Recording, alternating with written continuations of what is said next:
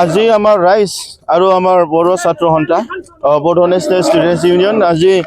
যে national highway কাৰিগাঁৱত আহি পেলাই আমি এটা প্ৰটেষ্ট কৰিছোঁ আৰু ইয়াত যোৱাকালি আমাৰ যি ঘটনা হৈছে সেই ঘটনা যে আমাৰ একজন বড়ো যুৱক যেটো মাৰি পেলাই এটা হত্যা কৰা হৈছে ইয়াৰ এগেইনষ্টত আমি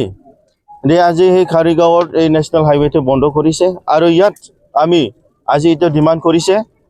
কোনে কোনে ইয়াত জড়িত আছিল সেইটো আমাৰ প্ৰশাসনত এইটো ইমিডিয়েটলি এৰেষ্ট কৰিব লাগে আৰু তাক আইনমত সাজা দিব লাগে আৰু কোনে কোনে ইয়াত ডাইৰেক্টলি ইনভলভ আছে তাক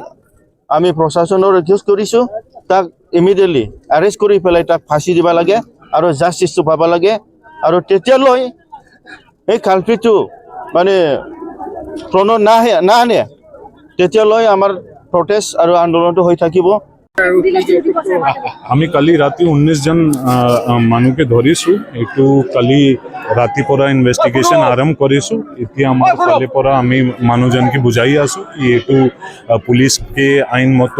কাম কৰিব দিয়ক আৰু আমি সিচুৱেশ্যন কণ্ট্ৰোল কৰি আছোঁ ইয়াতে বহুখিনি পুলিচত মানুহ আছে